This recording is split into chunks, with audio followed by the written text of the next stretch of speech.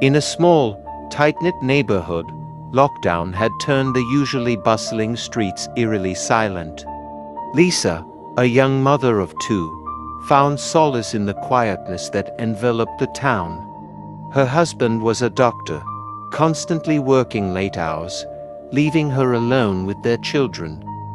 One evening, after putting her kids to bed, Lisa settled on the couch with a book. The silence was comforting until it was shattered by the sound of footsteps upstairs. Lisa's heart skipped a beat. Her children were fast asleep, and there was no one else in the house. Gripping her phone tightly, she dialed her husband, whispering about the noise. He told her to stay calm and that he would call the police. Minutes felt like hours as Lisa waited, her eyes fixed on the staircase. Suddenly, the footsteps grew louder, coming down the stairs. The door to the living room creaked open. Lisa's breath caught in her throat as she saw a shadowy figure standing in the doorway. Her mind raced, but her body was frozen in fear. Just then, sirens wailed outside, and the intruder bolted.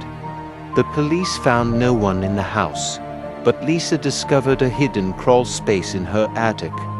Someone had been living there, watching her and her family for days.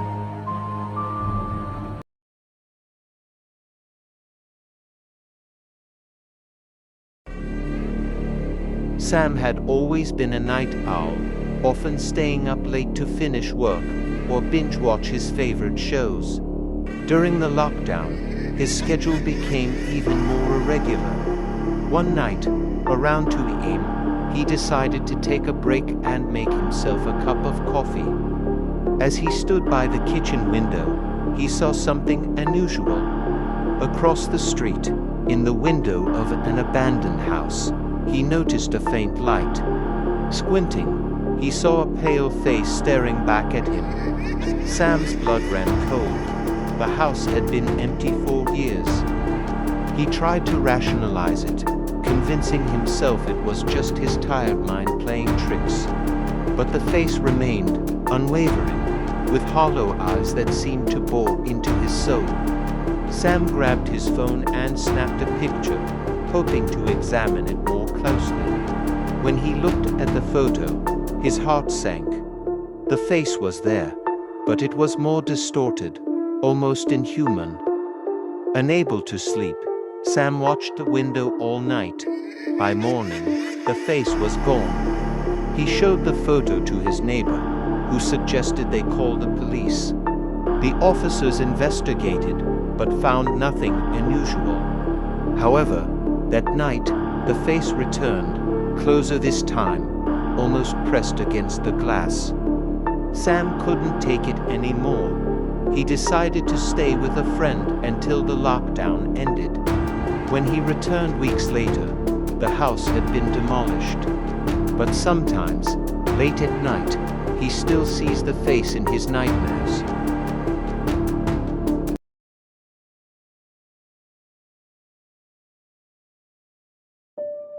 During the lockdown, Jane found herself with plenty of free time. She decided to clean out her late grandmother's attic, which was filled with old furniture, clothes, and boxes of letters. As she sifted through the items, she stumbled upon a series of letters addressed to her grandmother from a man named Henry. Curiosity piqued, Jane began reading them. Henry's letters were filled with love and admiration, but there was something unsettling about his tone. He often wrote about watching her grandmother from afar, describing her daily routines in detail. The last letter sent chills down Jane's spine. It was dated the day before her grandmother's sudden death and mentioned a plan to finally be together. Jane decided to investigate further and discovered that Henry had been her grandmother's neighbor. He was known for his obsession with her, but no one suspected foul play when her grandmother passed away in her sleep. Jane couldn't shake the feeling that there was more to the story. She reached out to old family friends and pieced together a chilling tale of unrequited love and obsession. Henry had died shortly after her grandmother, but his spirit seemed restless. One night, while reading the letters in bed, Jane felt a cold breeze and saw a shadow move across the room. The letters flew out of her hands, scattering across the floor. Terrified, she gathered them and placed them back in the box, deciding to leave them in the attic.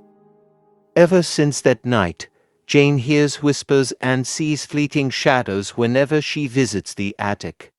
She believes Henry's spirit lingers, bound by his obsession with her grandmother.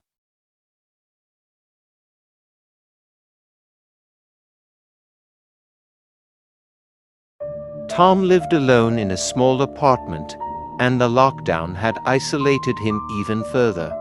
He spent most of his days working from home and nights chatting with friends online. One evening, he noticed his belongings weren't where he left them. At first, he thought he was just being forgetful. But the occurrences became more frequent. His keys would be in a different spot. His laptop would be open when he was sure he had closed it. And strange symbols began appearing on his notepad. Tom's unease grew, but he had no one to confide in. One night, he set up his phone to record while he slept. When he reviewed the footage the next day, he saw something that made his blood run cold. A shadowy figure moved around his apartment, touching his belongings and even standing over him as he sleeps. Desperate, Tom called a paranormal investigator. The investigator conducted a séance and discovered the presence of a restless spirit. According to the investigator, the spirit was of a man who had lived in the apartment years ago and died under mysterious circumstances. The spirit seemed to be trying to communicate, leaving clues for Tom to find. With the investigator's help, Tom uncovered a hidden compartment in his wall containing a diary. The diary revealed the man's tragic story of betrayal and murder. By acknowledging the spirit's story and promising to seek justice, Tom hoped to bring him peace. After the séance, the disturbances ceased. But Tom couldn't shake the feeling of being watched. Even now, he occasionally hears faint whispers and feels a cold presence, reminding him of the unseen guest who once shared his home.